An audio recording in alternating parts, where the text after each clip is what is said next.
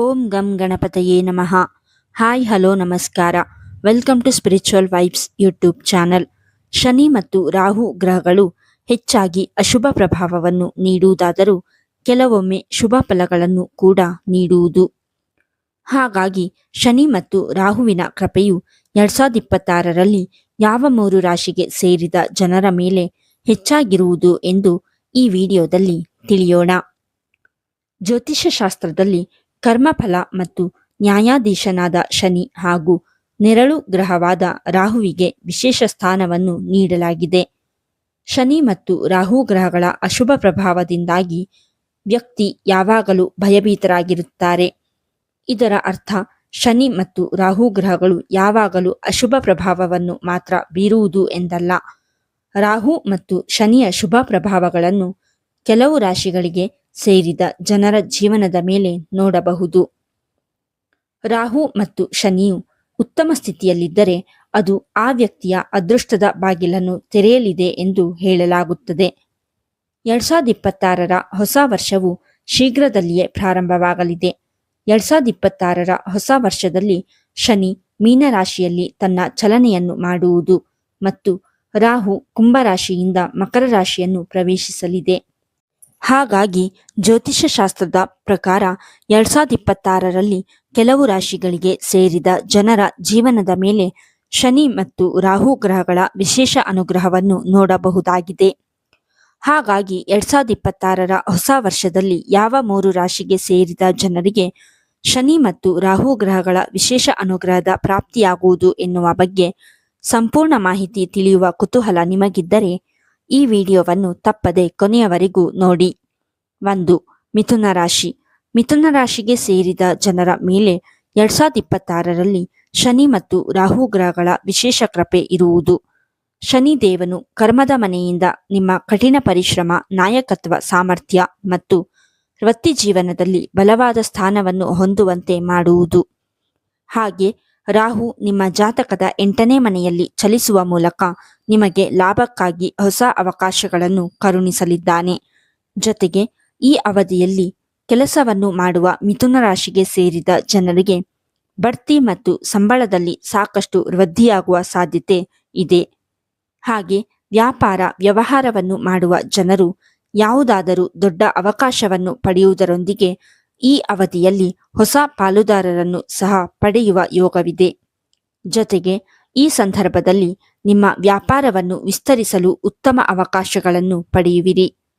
ವಿದೇಶಕ್ಕೆ ಸಂಬಂಧಿಸಿದಂತೆ ಇದ್ದಂತಹ ಕೆಲಸಗಳು ಯಶಸ್ವಿಯಾಗಿ ಪೂರ್ಣಗೊಳ್ಳಲಿದೆ. ಹಾಗೆ 2026ರ ಹೊಸ ವರ್ಷದಲ್ಲಿ ಮಿಥುನ ರಾಶಿಗೆ ಸೇರಿದ ಜನರಿಗೆ ತಮ್ಮ ವೃತ್ತಿ ಜೀವನದಲ್ಲಿ ಪ್ರಗತಿ, ಆರ್ಥಿಕ ಲಾಭ ಮತ್ತು ಕೆಲಸಕ್ಕೆ ಸಂಬಂಧಿಸಿದಂತೆ ಹೆಚ್ಚಿನ ಶುಭ ಫಲಗಳ ಪ್ರಾಪ್ತಿಯೂ ಕೂಡ ಆಗಲಿದೆ. 2. ತುಲಾರಾಶಿ. ತುಲಾರಾಶಿಗೆ ಸೇರಿದ ಜನರಿಗೆ 2026ರ ಹೊಸ ವರ್ಷವು ಸಾಕಷ್ಟು ಸಂತೋಷ, ಸಮೃದ್ಧಿಯಿಂದ ಕೂಡಿರಲಿದೆ. ಈ ಅವಧಿಯಲ್ಲಿ ನಿಮ್ಮ ಸಮಸ್ಯೆಗಳೆಲ್ಲವೂ ಕಡಿಮೆಯಾಗುವುದು. ಹಾಗೆ ಮನೆ, ಆಸ್ತಿ ಮತ್ತು ವಾಹನಕ್ಕೆ ಸಂಬಂಧಿಸಿದ ವಿಚಾರಗಳಲ್ಲಿ ನೀವು ಹೆಚ್ಚಿನ ಪ್ರಯೋಜನಗಳನ್ನು ಈ ಅವಧಿಯಲ್ಲಿ ಪಡೆಯುವಿರಿ. ನ್ಯಾಯಾಲಯಕ್ಕೆ ಸಂಬಂಧಿಸಿದ ಪ್ರಕರಣದಲ್ಲಿ ತೀರ್ಪು ನಿಮ್ಮ ಪರವಾಗಿ ಬರುವ ಸಾಧ್ಯತೆಯೂ ಕೂಡ ಈ ಸಂದರ್ಭದಲ್ಲಿ ಹೆಚ್ಚಾಗಿರುವುದು.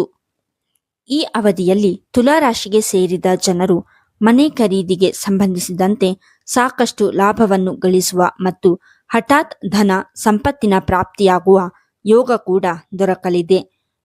ತುಲಾರಾಶಿಗೆ ಸೇರಿದ ಜನರ ಮನೆಯ ವಾತಾವರಣ ಸಾಧಾರಣಕ್ಕಿಂತ ಬಹಳ ಉತ್ತಮವಾಗಿ ಈ ಸಂದರ್ಭದಲ್ಲಿ ಇರಲಿದೆ ಮತ್ತು ನಿಮ್ಮ ಯಾವುದಾದರೂ ಹಳೆಯ ಸಮಸ್ಯೆಗಳಿಗೆ ಈ ಸಂದರ್ಭದಲ್ಲಿ ನೀವು ಪರಿಹಾರವನ್ನು ಹೊಂದುವಿರಿ.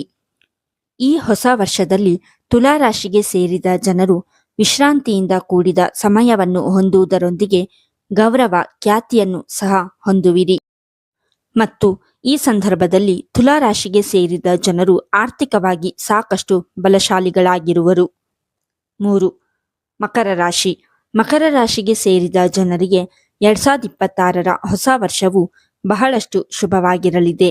ಈ ಅವಧಿಯಲ್ಲಿ ಮಕರ ರಾಶಿಗೆ ಸೇರಿದ ಜನರು ಸಾಕಷ್ಟು ಧೈರ್ಯಶಾಲಿಗಳಾಗಿರುವುದರಿಂದ ನಿಮ್ಮ ಆತ್ಮವಿಶ್ವಾಸ ಮತ್ತು ಗೌರವ ಖ್ಯಾತಿಯಲ್ಲಿ ಬಹಳಷ್ಟು ಹೆಚ್ಚಳವನ್ನು ಸಹ ಹೊಂದುವಿರಿ. ಈ ಅವಧಿಯಲ್ಲಿ ನಿಮ್ಮ ವ್ಯಕ್ತಿತ್ವದಲ್ಲಿ ಸಾಕಷ್ಟು ಸುಧಾರಣೆಯನ್ನು ಹೊಂದುವುದರೊಂದಿಗೆ ನೀವು ಹೆಚ್ಚು ಫಲಶಾಲಿಗಳಾಗಿರುವಿರಿ. ಈ ಹೊಸ ವರ್ಷದಲ್ಲಿ ನಿರುದ್ಯೋಗಿಗಳಿಗೆ ಹೊಸ ಉದ್ಯೋಗ ದೊರಕಬಹುದು. ಹಾಗೆ ಈಗಾಗಲೇ ಕೆಲಸವನ್ನು ಮಾಡುತ್ತಿರುವ ಮಕರ ರಾಶಿಗೆ ಸೇರಿದ ಜನರಿಗೆ ಈ ಸಂದರ್ಭದಲ್ಲಿ ಸಂಬಳ ಸಾಕಷ್ಟು ಹೆಚ್ಚಾಗಲಿದೆ. ಹಾಗೆ ಹಣಕ್ಕೆ ಸಂಬಂಧಿಸಿದಂತಹ ನಿರ್ಧಾರಗಳು ನಿಮ್ಮ ಪರವಾಗಿ ಫಲಿತಾಂಶವನ್ನು ನೀಡಲಿದೆ. ಈ ಸಂದರ್ಭದಲ್ಲಿ ಮಕರ ರಾಶಿಗೆ ಸೇರಿದ ಜನರ ಅಪೂರ್ಣ ಕೆಲಸಗಳೆಲ್ಲವೂ ಯಶಸ್ವಿಯಾಗಿ ಪೂರ್ಣಗೊಳ್ಳಲಿದೆ ಮತ್ತು ನಿಮ್ಮ ಕಠಿಣ ಪರಿಶ್ರಮಕ್ಕೆ ತಕ್ಕಂತಹ ಅತ್ಯುತ್ತಮವಾದ ಫಲವನ್ನು ಈ ಸಂದರ್ಭದಲ್ಲಿ ಪಡೆಯುವಿರಿ.